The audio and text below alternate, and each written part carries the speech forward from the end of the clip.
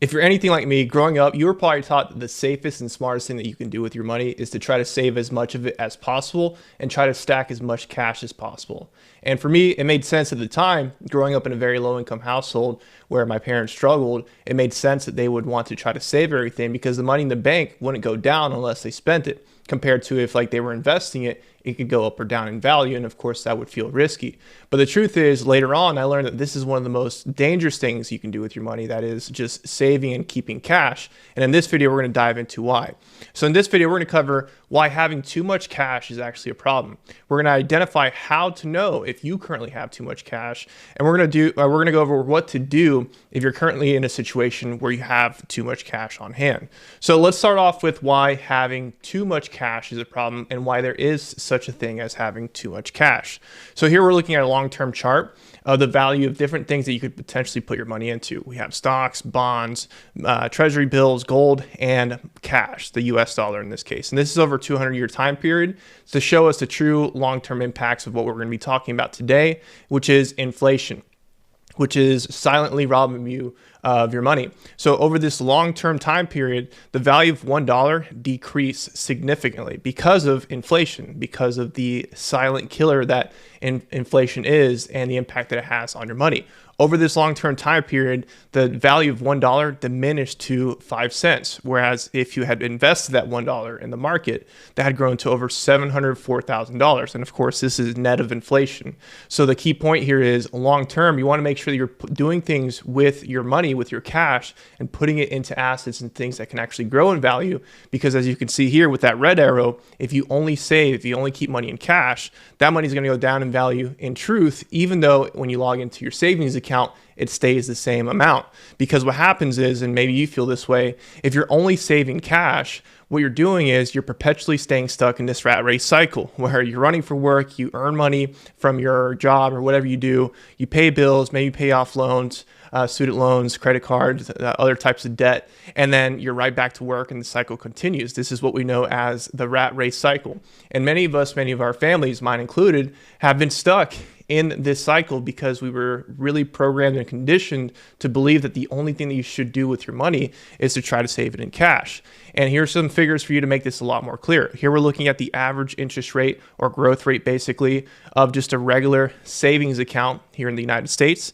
On average, the national interest rate on a savings account is 0.45% per year, which means that if you had $10,000 saved, you would earn roughly $550 in a year, according to this Google article here. In contrast, if you were investing your money, if you're putting that money to work, putting it into assets, here we're looking at the long-term average return of the stock market. Of course, there's other asset classes, other things you can invest in to grow your money, but we're starting off with something as simple as the stock market. As you can see here, the average growth rate annually is around 10%, which is a significant difference, right? The point I'm trying to make here is you can be doing so much more with your money to combat inflation and also start to grow it and to get on track with your goal of financial freedom or building generational wealth for your family, because saving on its own is not going to cut it. Here's another graph I want to show you just quickly that shows you the value of $10,000 that you could have put into a number of different things. We have stocks, 60-40 portfolio, 60% stocks, 40% bonds alone. And then that bottom line there, that pink or purplish line represents cash and money market. I'm giving it the benefit of the doubt here because it's including money market, which is still considered cash, but it has higher interest rates compared to, just a regular savings account. But at the end of the day, it's still cash. And you can see over this 20-year time period, or 30-year time period rather, the difference between all these different asset classes or investment options or things that you could do with your money is massive. And we're not adding any additional money, I should have mentioned as well. Stocks for this time period grew to over $181,000, almost $182,000, whereas the money market / cash fund was only around $20,000 over this time period. So the main issues with just hoarding cash is that over time, as we've seen, and you've probably already seen this if you've gone to the grocery store or tried to buy anything reasonable over the past couple of years, inflation is going to eat you alive. If you only save money, if you only hoard cash, you're going to consistently lose out to inflation, even though it feels like you're doing the safe thing by just keeping money in cash. Hoarding cash, and this is one of the biggest things that I learned in the beginning of my career, this really just blew my mind when I heard one of my mentors mention this to me. Hoarding cash or only keeping cash is actually the safest way on the planet to lose money long term. I want you to think about that for 1 second. And of course, as we've talked about, your money could be doing so much more for you if you were investing it, if you're putting it to work, if you're putting it to assets instead of just hoarding cash. So let's move on to how much cash is actually enough and how much is too much, because that's the premise of this video.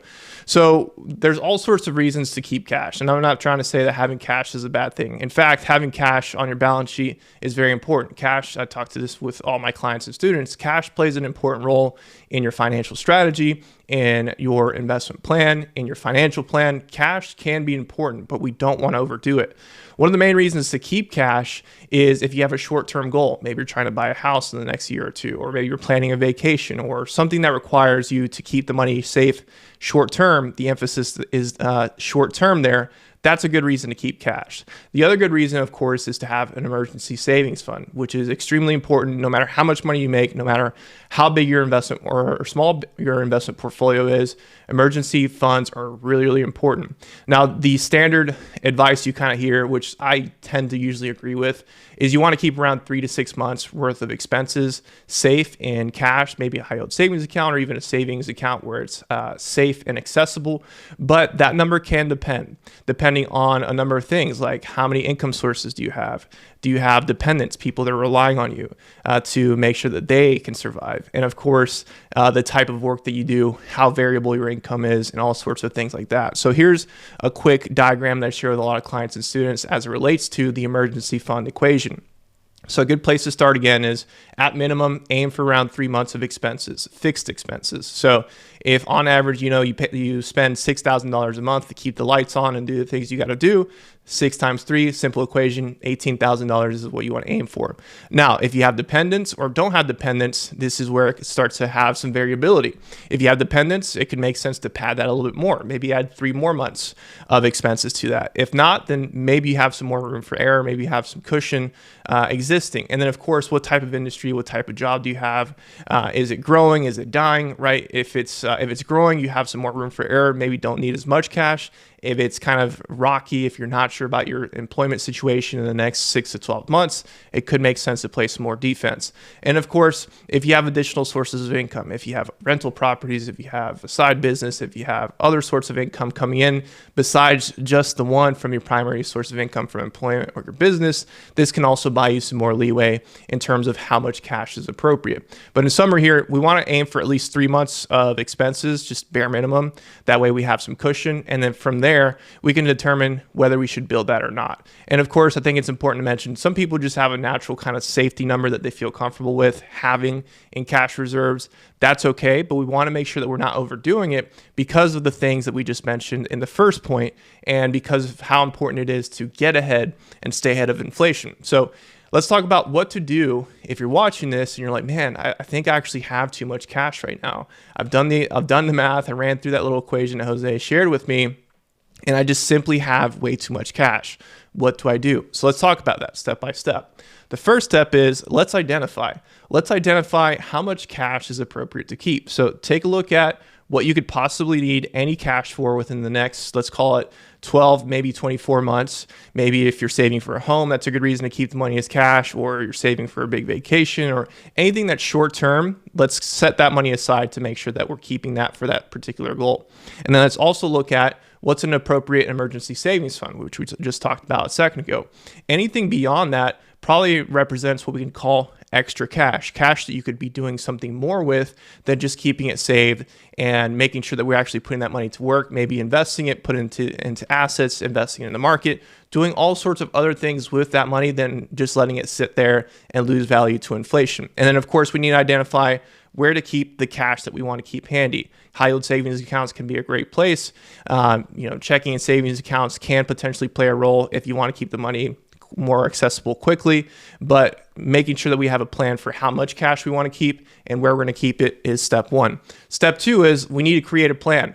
Now that we've identified how much quote unquote extra cash that we have, we need to figure out what to do with it. In other words, we need to figure out where to put it. We need to figure out what to put it into. So we need to decide what types of accounts do I need to fund with this extra cash? So for example, if you identify, I have an extra $100,000 in cash that I'm sitting on that I probably don't need to just let sit there and lose out to inflation.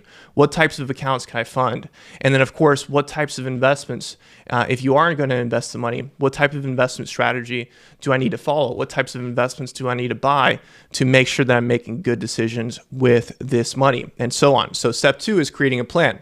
Step number 3 is to create a goal to get that money invested and put to work. So if you're sitting on 6 figures or more of cash, or maybe even less, right? If it feels like it's a large amount of money to you, it can be stressful trying to invest it all at once, doing what's called lump sum investing, which we talked about in a prior video. Yes, there are benefits to investing it all at once, but if you're newer to investing or you're just not super comfortable with the risks involved with putting a lot of money into the market all at once, what you can do is you can come up with a timeline, create a schedule or a timeline, say, by this time period, I want to get all this money invested. So if it's $100,000 that you're sitting in cash, you can say, I'm going to create a goal that over the next 10 months, I'm going to get this $100,000 fully invested in chunks. Maybe you can spread it out in $10,000 increments. That way you reduce the risk of putting it all into the market all at once and it dropping in value. And that's what's called dollar cost averaging, which again, we've covered in a previous video on this channel. But this is just a quick visual of what that could look like, the dollar cost averaging. So instead of you putting the full amount into the market all at once, you can spread out those purchases over time, eventually getting all that money fully invested without the risk of buying at the top and seeing that money drop in value all at once. So again, yes, there are benefits to lump sum investing, which we've covered in the past, but this is one of the more reasonable ways to get out of the situation where you have too much cash and start to put your money to work for you in a much more effective long-term strategy that's actually going to grow for you instead of just losing out to inflation. So what are the main takeaways of this video? Well, the main takeaway is there is such a thing as having too much cash. Hoarding cash is actually one of the safest ways to lose money long term because of what we've talked about time and time again in this video, inflation. It's very important that you have the ability to put any extra cash that you don't necessarily need short term for any foreseeable reason to work, to make sure you're putting it into assets, to make sure you're investing it, putting it into things that can grow and compound and pay you, because that is a requirement for growth in your finances. It's a requirement for reaching your goals of financial freedom or generational wealth for your family. And you're doing yourself a massive, massive disservice if you are only hoarding cash, because even though it might feel safe in the short term, like I mentioned, long term because of inflation, it's actually the safest way to lose money. And you're leaving so much money on the table and you're missing out on so much opportunity because you're so focused on hoarding cash instead of thinking a little bit more strategically and making sure that you're putting this hard-earned money that you've worked for all these years to work, to make sure it's working even harder for you. So next steps are, if you're watching this video and this resonates with you, you're like, man, I think I have too much cash now that I'm really thinking about this. I have all this cash sitting in my bank account that kind of grew over time because I didn't know what to do with it, or maybe you received a massive bonus from work, or whatever your situation is, you're sitting on a lot of cash and you're just not sure what to do with it. What you can do from here is, in the description to this video, you're going to see a link that you can use to schedule a quick one-on-one free consultation with myself. It's a good opportunity for us to sit down, help me understand more about your situation, help me understand more about your goals. That way I can point you in the right direction. So again, the link to schedule that quick free one-on-one consult is going to be in the description to this video. But hopefully this video is giving you something to think about. This is an extremely important topic for all of us to understand. And again, yes, cash is important. We need to have cash as a part of a healthy balance sheet, as a part of a healthy financial strategy, but we need to make sure that we're not overdoing it. Excuse me. If you have found this video helpful, make sure that you give it a like. If you have any questions that have come up as you've watched this video, feel free to drop them in the comments and I'll answer as many of them as I can. And of course, make sure to subscribe to the channel. That way you can get more content from me like this frequently. And again, if you need help figuring out all this investing stuff, if you want to get on track, if you need some guidance, use that link in the description to this video to schedule a quick free one-on-one consultation with myself. But that's going to be all for me in this video. I hope you found this helpful. Thanks for taking the time to watch it, and I'll see you in the next one.